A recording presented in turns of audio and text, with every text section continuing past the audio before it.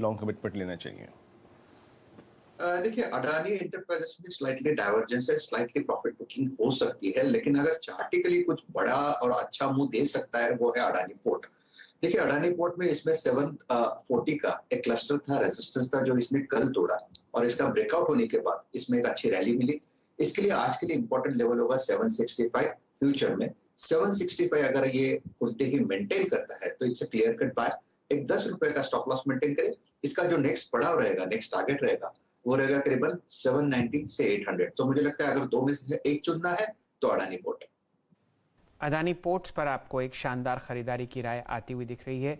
यहाँ पर role overs अगर आप देखें दिसंबर के लिए, वो भी मजबूती की तरफ बढ़ते हुए दिख रहे हैं। प्रकाश गाबा साहब को जोड़ेंगे, तब तक डायरेक्टर साहब आपके सामने ओएनजीसी का चार्ट प्रस्तुत करेंगे। कल का टॉप गेनर आपके सामने ओएनजीसी था निफ्टी में। गाबा साहब, 153.45 कहाँ जा रहा है ये शेयर?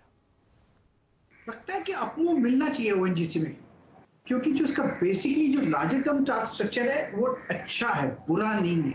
2 दिन से एक अपमूव देख रहे हैं, because of this market possible है, लेकिन मुझे लगता है अपमूव मिलना चाहिए। 160 165 पॉसिबल है, स्टॉप होगा 150 का, तो डिप्स बायबल है जब तक कि 150 तैयार है ओएनजीसी। चलिए, ये रणनीति ओएनजीसी पर आपके सामने आती हुई दिख रही है। डायरेक्टर साहब एस्कॉर्ट्स का लंबी अवधि का चार्ट प्रस्तुत करेंगे।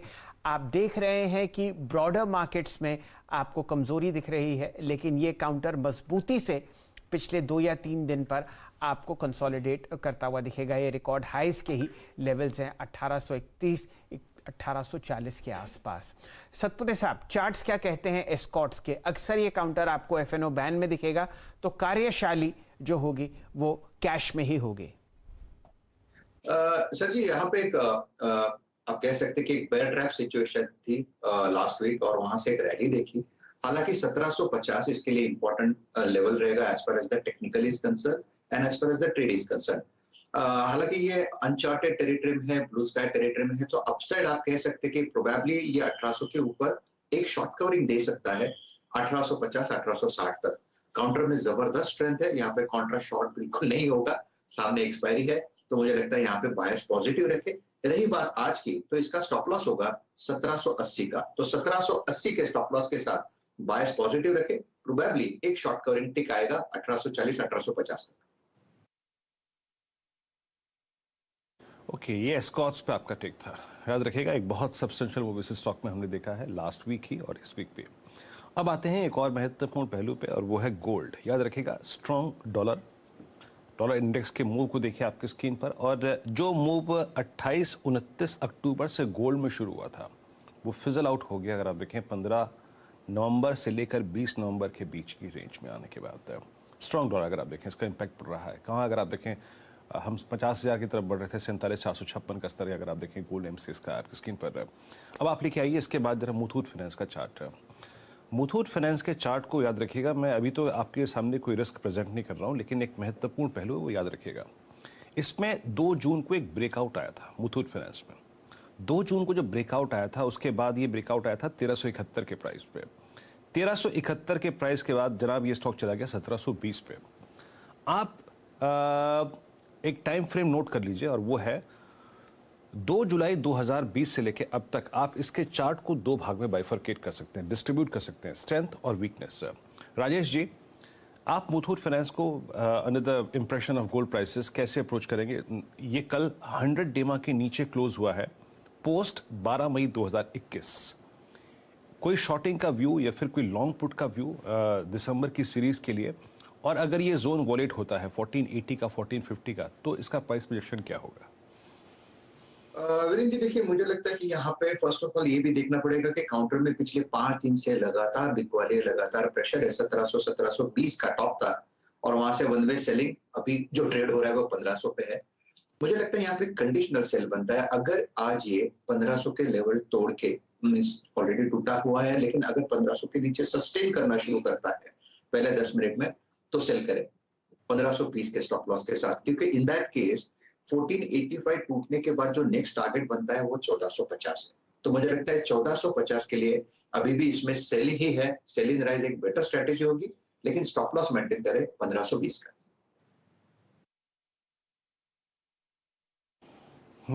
आपकी स्क्रीन पर आप देखिए मुथूट फाइनेंस, और यहाँ पर थोड़ी सी वीकनेस कल बढ़ी थी। और एक चीज़ और देखिएगा, इसमें एक क्रिटिकल लेवल यानी 100-डे एक्सपोनेंशियल मूविंग एवरेज कल वॉलेट हुआ है।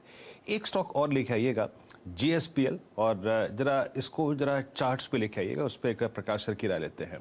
प्रकाश सर, GSPL के आपने कल स्विंग को देखा, हालांकि कल क्लोजिंग के वक्त अगर आप देखें तो ये मूव जो था वो थोड़ा फिजल आउट हो गया, लेकिन GSPL मेरी कल OI की शीट्स में अपीयर हुआ।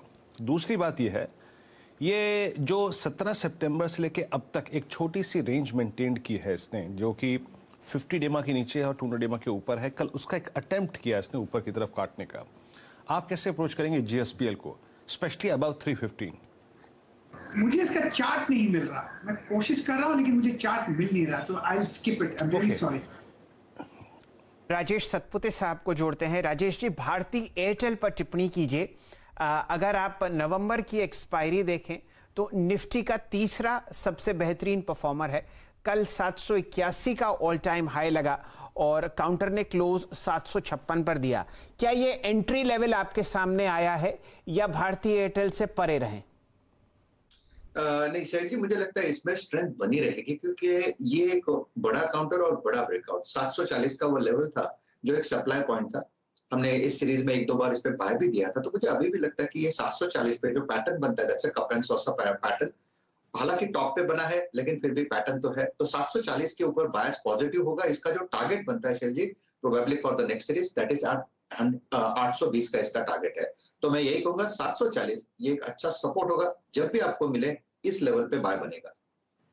चलिए डायरेक्टर साहब, पावर ग्रिड भी दिखाइए। यहां पर देखिए सतपुते साहब की जो पकड़ है वो और मजबूत है। अक्सर आपको इस काउंटर पर इन्होंने खरीदारी की सलाह दी है। 10% ऊपर इस एक्सपायरी में पावर ग्रिड। सतपुते साहब, क्या लगता है ये काउंटर कल भी आपको हरे निशान में बंद होता हुआ देखा बावजूद बिकवाली के?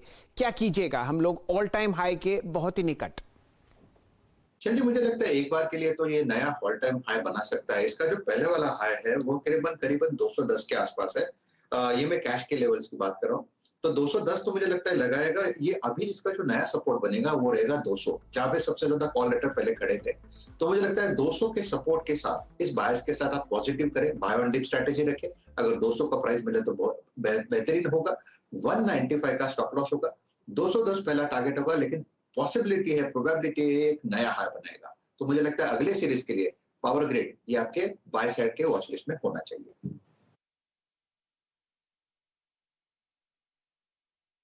पावर ग्रिड अगर आप देखें तो आपकी बाय लिस्ट में होना चाहिए। पावर ग्रिड आपकी स्क्रीन पर आप देखें 203। सुबह सुबह अगर आप देखें आपको काफ़ी अच्छा खासा प्रॉफिट भी मिला हुआ यहाँ पे। कल हमने परसों इसकी क्लोजिंग में 205 की स्ट्राइक पर एक लॉन्ग कॉल दी थी, माना जायसवाल जी ने वो कॉल दी हुई थी। आपकी स्क्रीन पर आप देखें। अब हम प्री ओपन की तरफ बढ़ते हुए लेके आइए जरा इस वक्त एशिया में सेंटिमेंट क्या है, डाउ फ्यूचर्स एग्जैक्टली क्या कर रहे हैं, और साथ ही साथ SGX निफ्टी क्या कर रहा है।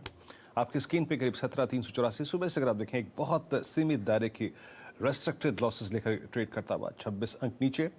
और एशिया में ताइवान का इंडेक्स लगभग आप समझ लीजिए कि स्थिर है और 18 अंक ऊपर है। कॉस्पी लगभग 10 अंक नीचे ट्रेड करता हुआ, और डाउ फ्यूचर्स में 111 अंकों का इजाफा है। तो यहाँ पर आप कह सकते हैं कि बहुत मिक्स्ड रुझान है। शंघाई करीब 1/4% नीचे, ताइवान हैंगसेंग 1/4% नीचे, और स्ट्रेट टाइम्स पे इस वक्त 1/4% नीचे आके ट्रेड करता हुआ। चलिए अब हम प्री ओपन की तरफ बढ़ रहे हैं। किन किन स्टॉक्स पर नजर रखें? सबसे पहले अगर आप देखें रिलायंस पर नजर रहेगी। स्ट्रॉन्ग न्यूज इंपैक्ट देखते हैं है कि नहीं। आपकी स्क्रीन पर अगर आप देखें 17,282, 17,330, अब करीब फ्लैट अगर आप देखें रिलायंस इस वक्त 2351 के स्तर पर करीब